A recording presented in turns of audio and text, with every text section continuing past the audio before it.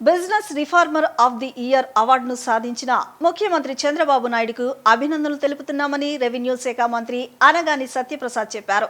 గత పాలకుల విధ్వంసం చేసిన రాష్ట్రాన్ని పునర్నిర్మించుకుంటున్నామని 11 లక్షల కోట్ల పెట్టుబడులకు ఎస్ఐపిబి ఆమోదం లభించిందని మంత్రి కలెక్టర్ సమావేశంలో స్పష్టం చేశారు. భూ సంబంధిత అంశాల్లో సంస్కరణలు తీసుకువచ్చామని అన్నారు. అడంగళ్లు పాస్ పుస్తకాలు వేగంగా అందిస్తున్నామని 1.37 లక్షల ఎకరాలు 22A నుంచి తొలగించడం జరిగిందని తెలిపారు. అందరికీ నమస్కారం.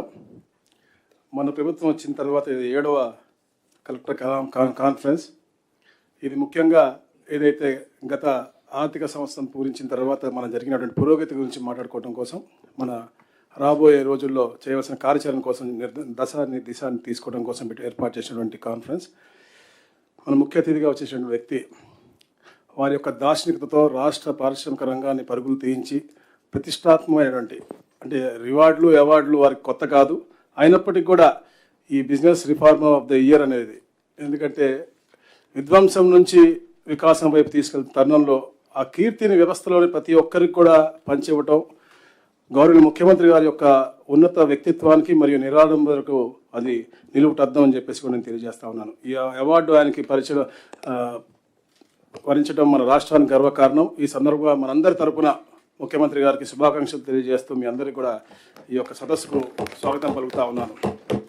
అలాగే ముఖ్యంగా తండ్రి గర తనయుడుగా వారి యొక్క అడుగుజాలు నడుస్తూ ప్రపంచ స్థాయి సంస్థలను రాష్ట్రానికి రప్పించి భారీగా పెట్టుబడులను ఆకర్షిస్తూ తండ్రికి వారి యొక్క ఆదర్శవంతంగా కూడా నిరూపించుకున్నటువంటి మన యువ నాయకులు మన నారా లోకేష్ గారు, వారి అసాధారణ వినయంతో అందరి మనసులు గెలుచుకుంటున్నటువంటి వ్యక్తి. ఎందుకంటే నిన్ననే కరెక్ట్గా ఇదే సమయానికి మేము శ్రీ సిటీలో $50 బిలియన్ కంపెనీ ఏదైతే ఉందో క్యారియర్, వారి CEO డేవ్ వచ్చారు. వారు కేవలం ఒక గ్రౌండ్ బ్రేకింగ్ కోసం వచ్చారు. కానీ ఏదైతే లోకేష్ గారు అప్రోచ్, వారు కాన్ఫిడెంట్గా ఈ స్టేట్ గురించి చెప్పినటువంటి విషయాలు వారు గమనించి తప్పకుండా నెక్స్ట్ ఇన్వెస్ట్మెంట్ కూడా పెద్ద ఎత్తున మేము ఇక్కడే పెట్టబోతున్నామని చెప్పిన హామీ ఇచ్చారు. అంటే అది మన పరిపాలన యొక్క, ఇది మన నాయకుల యొక్క చిత్తశుద్ధం చెప్పి తెలియజేస్తా ఉన్నాను. అలాగే ముఖ్యంగా పల్లె ప్రగతి కోసం ఏదైతే సారథులుగా ఉన్నటువంటి ఉప ముఖ్యమంత్రి వారు అనారోగ్యంతో రాలేకపోయారు. వారికి కూడా ఇక్కడి నుంచే వారి కృతజ్ఞతలు తెలియజేస్తా ఉన్నాను. ఎందుకంటే ఈ ప్రభుత్వం ఇంత సుభిక్షంగా నడుస్తూ ఉంది అంటే అందరి సహకారం, కూటమి యొక్క సహకారంతో నడుస్తూ ఉంది. అందరికి కూడా నమస్కారం తెలియజేసుకుంటూ, నా సహచార మంత్రివర్యులు అలాగే ప్రధాన కార్యదర్శిగా సాయి ప్రసాద్ గారికి, CCLA శ్రీమతి జయలక్ష్మి గారికి, DGP హరీష్ కుమార్ గుప్తా గారికి, అలాగే అన్ని శాఖల అధిపతులకు, వివిధ జిల్లాల కలెక్టర్లకు, ఎస్పీలకు అందరికీ కూడా స్వాగతం పలుకుతా ఉన్నాం. మనం దగ్గర 2 సంవత్సరాలు పూర్తవుతా ఉంది. ఏదైతే గత విధ్వంసం నుంచి మనం చెప్పినట్టుగా వికాసం వైపు వస్తూ ఉన్నాం, దాంట్లో భాగంగా 23 నెలల్లో దాదాపుగా 11 లక్షల కోట్ల రూపాయల పెట్టుబడులు, అలాగే 10 లక్షల ఉద్యోగ అవకాశాలు కల్పిస్తా ఉన్నాం. అంటే ఇదంతగా సమిష్టిగా మనందరం కూడా కృషి చేసినటువంటి విషయానికి మనం గుర్తు చేస్తూ ఉన్నాను. ఎన్ని ఆర్థిక ఇబ్బందులు ఉన్నప్పటికీ కూడా అన్ని పథకాలు కూడా క్షేత్రస్థాయిలో మనందరం కూడా కలిసికట్టుగా అమలు చేస్తాను. అలాగే సంక్షేమాన్ని కూడా ప్రజల అంగిట్లోకి మనం తీసుకెళ్తున్న పరిస్థితి. అలాగే రెవెన్యూ శాఖలో ఎన్నో సంస్కరణలు తీసుకొస్తా ఉన్నాం. భూ రికార్డులన్నీ కూడా తారుమారు చేయడానికి ఎటువంటి ఆస్కారం లేకుండా ప్రతి దశలోనూ భూ యజమానికి EKYC సదుపాయం కల్పిస్తూ ఉన్నాం. పట్టా భూములు, అలాగే 1B అడంగళ్ళు ఆన్లైన్లో భూ యజమానులే సొంతంగా లాక్ చేసుకునే విధంగా సంస్కరణ తీసుకొచ్చాం. వీరి అనుమతి లేకుండా ఏ అధికారి కూడా మ్యూటేషన్లు చేసే విధంగా కానీ, రిజిస్ట్రేషన్ చేసే విధంగా కానీ ఎక్కడ కూడా అవకాశం లేకుండా, ఏదన్నా జరిగితే వారికి మెసేజ్ రూపాన వెళ్ళే విధంగా ఈ కార్యక్రమాన్ని చేస్తూ ఉన్నాం. కొత్త పాస్బుక్లు కూడా గౌరవ ముఖ్యమంత్రి గారు ప్రతి నెల మొదటి వారంలో 2 నుంచి 9 దాకా పెద్ద కార్యక్రమాన్ని చేపట్టి పాస్బుక్లు ఎక్కడ కూడా ఇబ్బందులు లేకుండా EKYC తీసుకుని మరి వారికి డ్రాఫ్ట్ పాస్బుక్ ముందే ఇచ్చి ఇవన్నీ అందజేసే విధానాన్ని మనకి చెప్పారు. అది పూర్తిగా అమలు చేస్తా ఉన్నాం. మీ అందరికీ కూడా దానికి శుభాకాంక్షలు తెలియజేస్తా ఉన్నాను. పేదలకు అసైన్ చేసిన ఇళ్ల పట్టాలు గతంలో 10 ఏళ్ళు ఉన్నది, అది ఇప్పుడు 2 ఏళ్ళకి చేసే విధంగా కూడా మేము కార్యాచరణ చేస్తూ ఉన్నాం. దీనివల్ల పేదలకు ఎంతో తోడ్పాటుగా ఉంటుందని చెప్పేసి కూడా మేము తెలియజేస్తాను. అలాగే ఏదైతే పట్టణ గరిష్ట భూ పరిమితి చట్టం ఉందో దాన్ని సవరించే విధంగా, అంటే క్రమబద్ధీకరణ చేసే విధంగా డిసెంబర్ 31 వరకు పొడిగించాం. గతంలో గవర్నమెంట్ దాకా వచ్చేది ఇప్పుడు CCLA స్థాయిలో అది అంటే మంచిగా స్మూత్గా అయ్యే విధంగా సవరణ కూడా చేయడం జరిగింది. అలాగే ఎన్నో ఏళ్ళగా ఈ విలేజ్ సర్వీస్ ఇనాములు ఏదైతే పెద్ద సమస్యగా ఉందో ఈ రాష్ట్రంలో ఎన్నో మన గ్రీవెస్లు వస్తూ ఉన్నాయి, అవి కూడా గౌరవ ముఖ్యమంత్రి గారి ఆదేశాలతో 22A నుంచి తొలగిస్తూ మనం ఉత్తర్వులు ఇచ్చాము. 1,37,000 ఎకరాలు దీని ద్వారా పేదలకు లబ్ధి పొందింది. అలాగే షరతుగల పట్ట, ముఖ్యంగా ఈ ప్రాంతంలో కృష్ణా గుంట ప్రాంతంలో ఉన్నటువంటి భూములు అవి దాదాపుగా 33,440 ఎకరాలు ఉంటే దాంట్లో 33,012 ఎకరాలకు నిషేధించే జాబితా నుంచి తొలగించడమైంది. అలాగే చుక్కల భూమి గురించి కూడా ఈ 2-3 రోజుల్లో గౌరవ ముఖ్యమంత్రి గారు డెసిషన్ తీసుకు పాజిటివ్ అంటే లార్జర్ ఇంట్రెస్ట్లో మంచి పేదలకు మంచి జరిగే విధంగా దాన్ని కూడా మనం ప్రకటించబోతా ఉన్నాం మార్గదర్శకాలని చెప్పేసి కూడా నేను తెలియజేస్తా ఉన్నాను.